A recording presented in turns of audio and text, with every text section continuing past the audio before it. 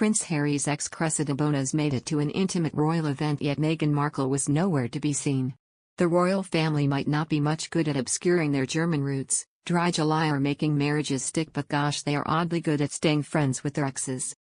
The reappearance of Cressida this week, back in the royal midst, attending an event alongside the Queen no less, comes as quite the surprise.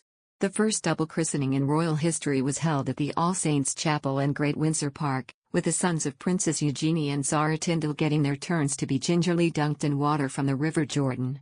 The event was only for close family and friends, and yet there in Windsor and having made the cut was none other than Cressida and her husband Harry Wentworth Stanley. The word that comes to mind here is, ouch. In the first half of this year, Her Majesty acquired 3 more great-grandchildren, Eugenie's son August, Zara's son Lucas and Harry's daughter Lilibet. For Harry and his wife Meghan, the Duchess of Sussex, their absence at the small royal event was conspicuous, whether that was by their choice, his family's choice, or all of them being briefly in perfect consensus and their collective choice.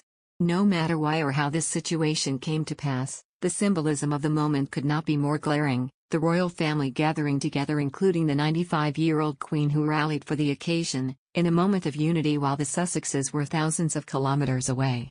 The moment could not have better illustrated the chasm that continues to exist between the House of Windsor and the California-based palace truants. If Harry, Meghan and their daughter were not invited to be a part of the historic moment, and there has not been a whisper in the press to say that they were, then this is nothing short of cutting. Potentially further rubbing salt into this wound would be the return of Cressida, the woman who got closest to making it up the aisle with Harry, to the royal bosom. Compounding the potential bite is that the question of whether Lily would get a royal christening has reportedly been something of a bone of contention. Back in July it was reported that Harry had been telling people he wanted his little girl to get the same royal christening treatment as her big brother Archie, raising the prospect that the Sussexes might return to the UK as a family for the first time since 2019 for the ceremony. For whatever reasons, this was clearly a non-starter. In October, a palace insider told, there will not be a christening in the UK. It is not happening. The same report also raised the prospect that she would instead be christened into the Episcopal Church in the US instead.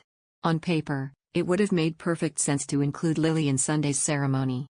However, the reality is that things between the Sussexes and the wider royal family still appear to be chilly, verging on the Arctic. Likely not improving things is the fact that Harry is set to publish his memoir in the second half of next year, which looms large over the palace. There's a lot that goes into the logistics and the planning of the family Christmas, so of course, staff know that Harry and Meghan are not coming, one royal source has said. If they were, they would have communicated it to their family by now. Harry and Meghan, and their children's, non-appearance in the royal inner circle this weekend only makes the transatlantic breach seem even more irrevocable. All of this then raises the question, if squidgy babies and the prospect of hot and cold running Christmas puddings and even the heartache of the loss of a beloved grandfather and husband are not enough to force these two factions to reconcile, then what will? However, with Meghan not having stepped foot in the UK since officially stepping back as a working member of the royal family, son Archie having been away for 2 years and daughter Lily having yet to meet any of her British relatives face to face, the chances of any sort of rapprochement seem impossibly slim.